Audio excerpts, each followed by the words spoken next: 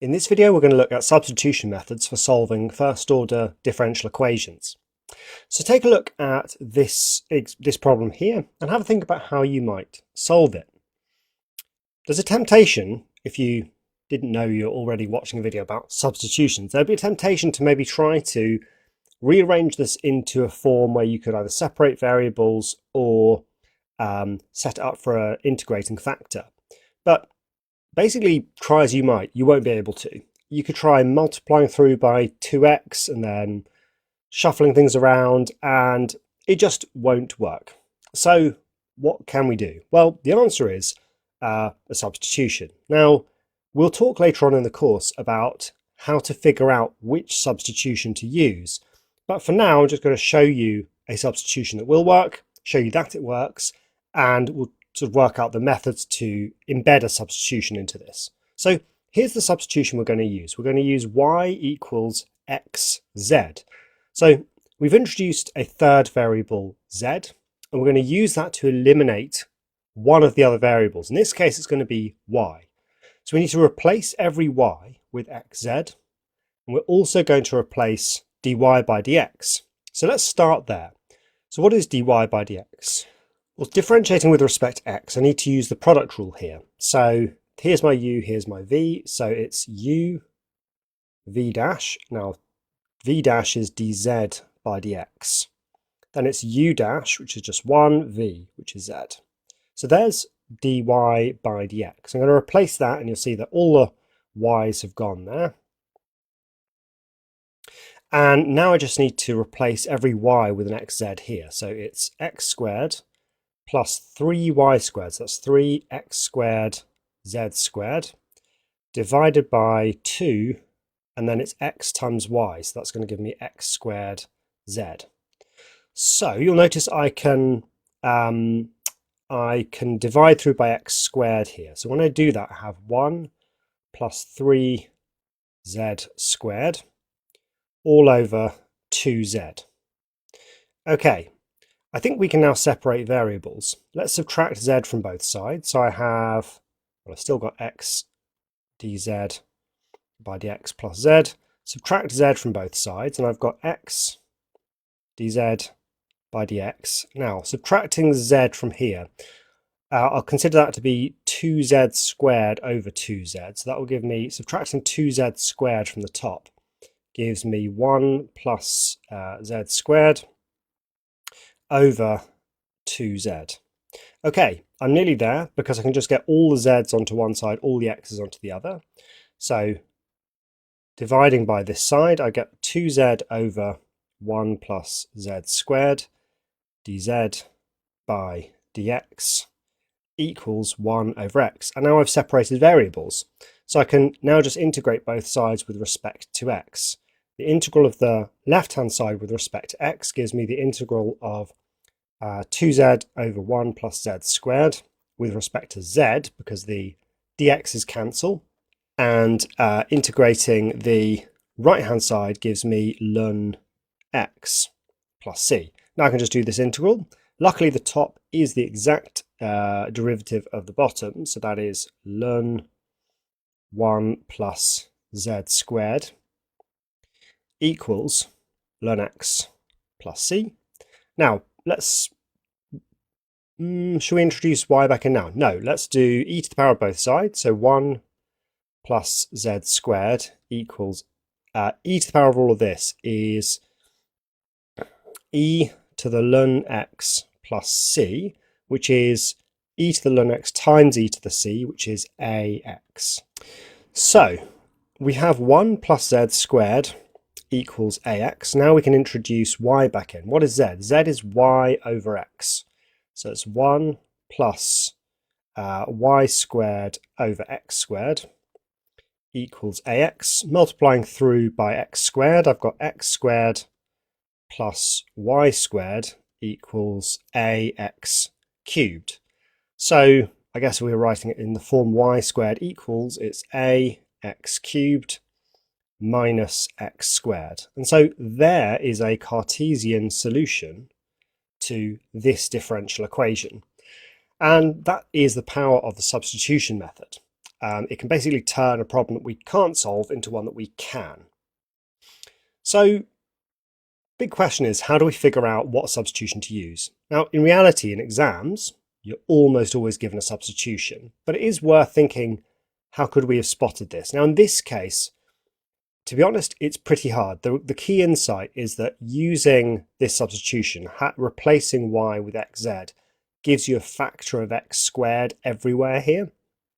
And it was that key step here that basically meant the right-hand side became a single variable. That allowed us to separate variables.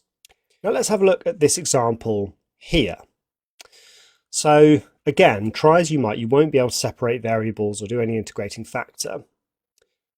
Now, if you ever have a fraction where there's the same term, the top and the bottom, that is a good candidate to be your substitution, because if we could replace this y minus x with z, we would only have z's on one side, and that would be really useful. So let's go ahead and use that. Use u in this case, but it doesn't really make a difference. So we'll also need to get rid of that dy by dx.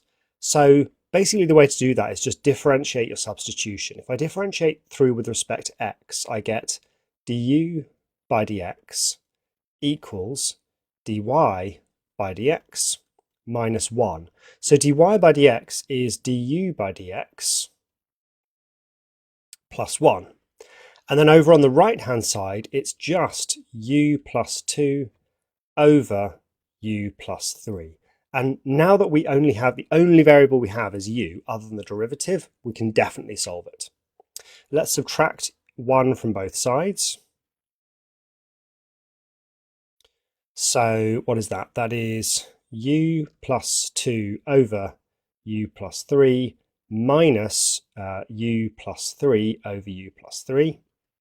That's the minus 1 there. So u minus u is 0, 2 minus 3 is minus 1, and we get minus 1 over u plus 3. And now this is going to be a super simple separation of variables. I get my u's on this side, u plus 3. Let's do the integral now. So integral of that with respect to u equals the integral of minus 1 with respect to x. I know I did a couple of things in one go there. So that gives me u plus 3 squared, and half of that equals minus x plus c. And now I can just replace the u. Maybe I'll double both sides first. So I have u plus 3 squared equals minus 2x, and I'll just leave it as c because it's an arbitrary constant.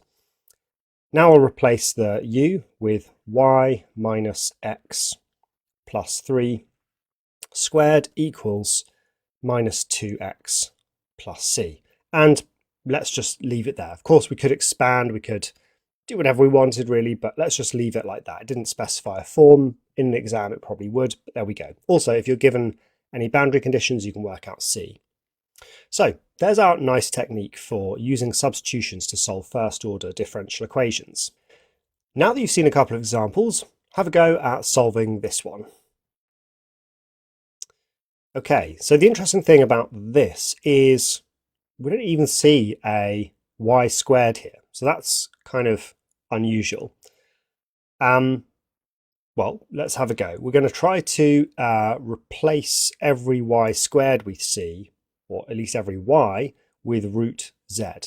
So we're also going to need to replace our dy by dz, so dy by dx. So let's start there. I'll differentiate through by x, and that will give me dz by dx equals, and differentiating this with respect to x gives me 2y dy by dx.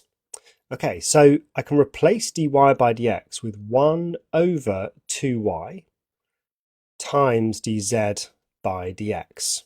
So let's actually do that first before we start replacing any y squares. We don't even see any y squares. So what do we get? Well, replacing this dy by dx with that, we get 1 over 2y times all of that stuff. So that's going to be 1 plus x squared over y dz by dx. That's this whole bit with the dy by dx replaced by that. plus, well, nothing changes here. And let's try to simplify by multiplying through by y. And look, when I multiply through by y, now the y squares appear. I've got 2xy squared equals 1, and that's great. Y squared I'm just going to replace with z. So 1 plus x squared dz by dx plus 2xz equals 1. Now I can spot that if I divide through by 1 plus x squared, I've got it ready for an integrating factor. So dz by dx plus 2x over 1 plus x squared, and all of that times z equals 1 over 1 plus x squared.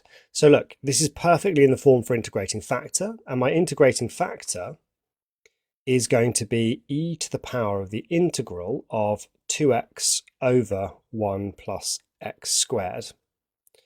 Now, 2x over 1 plus x squared integrates simply to ln of 1 plus x squared, and so my integrating factor is 1 plus x squared, which lo and behold just takes me right back to this line here. So if you were, maybe you did spot that. My advice in exams is if you ever do get to a line like we got here, which it turns out is the place you're heading to with integrating factor, still do the integrating factor, because there's heaps of marks, and if you ever got that wrong, you'd lose tons of marks. And it's a bit of a, I don't know, it feels a little bit like you're just playing the game rather than doing maths, and that's true. If you're doing maths for fun and you spot you've got integrating factor sorted there, go for it. Just go straight to what I'm doing here. But in an exam, you want to play the game and get the marks, so definitely do the integrating factor step. Right, this is the derivative, d by dx, of 1 plus x squared times z. And now we integrate both sides. 1 plus x squared times z equals x plus c. Let's see, we've been given a boundary condition. Let's replace z with y squared. So that's 1 plus x squared y squared equals x plus c. Now let's sub in the values now to find c. So y is 2 and x is 0. So 1 plus 0 is 1. 2 squared is 4. 0 plus c is 4. Okay, so 1 plus x squared y squared equals x plus 4. Now dividing through by 1 plus x squared, I get y squared equals x plus 4 over, well, let's have it the same way around, x squared plus 1. And there's a particular solution to this differential equation. Neat, right? Okay, that's all for substitution methods for first order differential equations. I'll see you in the next video.